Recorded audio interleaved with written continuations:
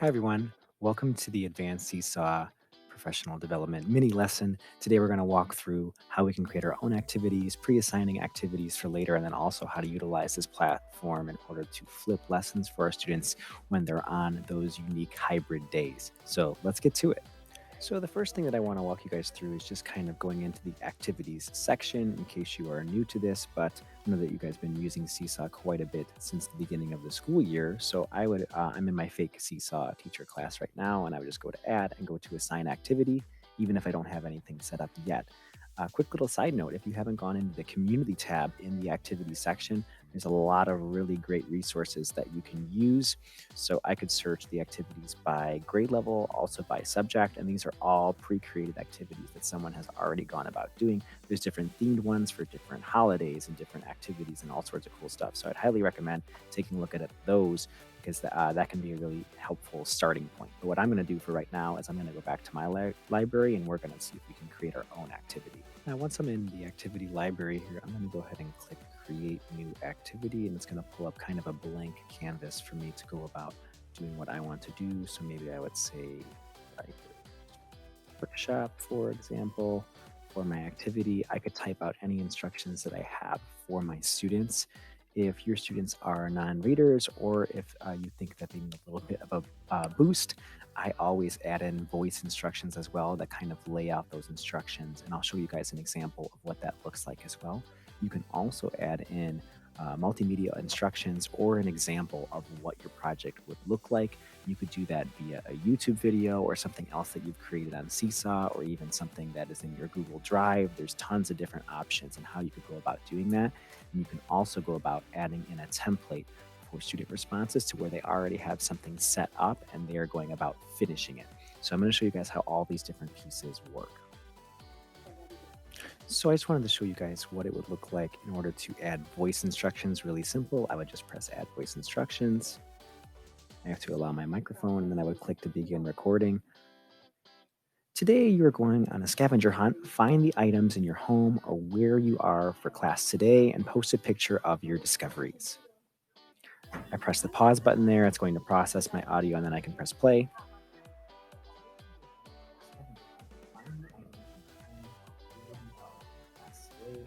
So that will give you guys just a quick little insight of what that sounds like. So everything is there now for students to follow along with the things that I've written if they need to do that. So the next piece that is on our list here is add multimedia instructions or an example. So there's a lot of different avenues in how you want to do this, but I'm just going to press the plus button here. I'd highly recommend going back to my other video, the intermediate Seesaw lesson, if you are unfamiliar with the drawing, because I really walk through that. Same thing with video and photo and those types of things to help with those things. But I just want to show you guys, you can also link a video. So let's pretend that I was going to link one of my other YouTube clips. So let's say that that was the instructional video that I wanted to do. I could also add text here. I could add an audio file over this if I wanted to. I'm going to press the check mark here. And now I have that YouTube video attached so students can watch that video as they're seeing how the activity is supposed to play out. So a lot of cool things you can do here. Now, let's say that you didn't have a YouTube video that you wanted to attach and instead you wanted to attach a document or something from Google Drive. You could do that as well over in this section. You could choose something from your computer, or you could also choose something from your Google Drive. So if I wanted to attach this picture from my Google Drive instead, I could do that as well. So lots of different ways that you can attach instructions or directions or examples of what you want your students to do via Seesaw. Now this last button at the bottom I think will be the most valuable because this is going to be an area where, let's say you assigned a video for students to watch or something in your Google Drive for them to take a look at. Here's the idea of that flip lesson where they could do those things and then actually do something that you have set up for them.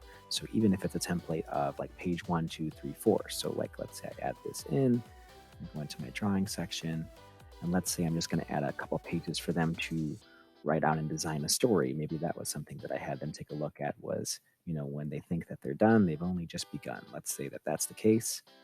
And I'm going to add a couple pages to my template here. So now when they get this, maybe I'll change the background here. When they get this, they're going to see that template with those 2 pages already attached, and that's what they will be working on. So you can have and design your own mini lessons or even attach things from YouTube that you didn't necessarily create.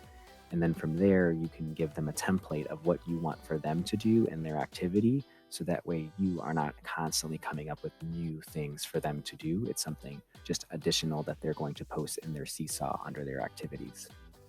Now, let's say that this activity is good to go and I have everything set up. I'm going to press save. And then here is what the activity will sort of look like as an overview for students. It will have their digital instructions over to the side here. It's also going to have the link that I posted and also the template for students. They won't have to click anything here. When I click assign up at the top, because right now it's not assigned to anyone, it's just an activity in my library. When I press assign, I want you guys to take note of the schedule button down at the bottom here. This is where you can pre-assign activities to students for a later day. So instead of just pressing assign to one class, to my student, I can press schedule and I can assign it on a specific date. So let's say I want this to post out for Friday, and I can also change the time that it will post out. And then when I press that check, it says assign October 16th at 3:14 p.m. So you can pre-assign these activities so that way you don't have to constantly do it at that moment in time. Everything can be set up ahead of time for you. Now, what I wanted to do was to give you guys a sneak peek of what it would look like viewing this as a student. So I'm signed into a fake student here, and you can see now in his activities, he has one new activity. If you went over to the activities tab, you can see the activity that I just posted to him, the digital scavenger hunt. Let's say in my instructions, I told him to watch the video first. Here's the video off to the side. So as soon as he clicks that, you can click anywhere in this box. It just gives a brief preview of what the video is. It's going to take me to that YouTube link. Let's say I watch the video, I can go back and then I can go about adding my response, which will bring me to the template that I have already set up for students. So here's page 1 and page 2 that I had already set up for students, so that way they don't have to go about creating all of those pieces by themselves. Now, this is a great resource for you to flip mini lessons on those days where students aren't necessarily live with you, but this can also be a great resource even if you weren't necessarily hybrid for students to do during small groups or other activities while they're in class. So a lot of different avenues you can use Seesaw for. Now, there's one last thing that I wanted to show you guys in Seesaw today, and that is to use folders within Seesaw to help you manage the materials that are coming in a little bit easier. So if you went to the little gear up at the top, and you scrolled down to manage folders. When I click here, I do have one folder created. If you don't, there would just be nothing there, and you could press create a folder. And this could be something that, like, let's say I wanted to have a folder specifically for math or specifically for an encore class. Maybe they're posting things to your class and you want to make sure that they keep their things separate from you. You could do that. So now I have 2 different folders. You can also set it up to where if you think that your students are able, if they're in the upper elementary levels, you could have it set to where students could also decide what folder to put it in if you think that they can handle that responsibility, or you could just leave it into the teacher section. So now I can look back at that activity that I did before.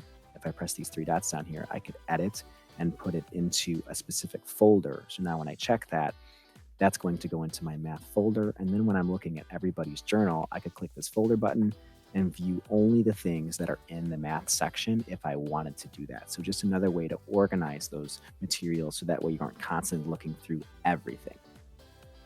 All right, that is all that I have for you guys today. I hope that these resources and ideas were helpful so that way you guys can go about creating some cool flipped lessons or even small group activities for your students to do within the class or at home. So with that, see you guys next time.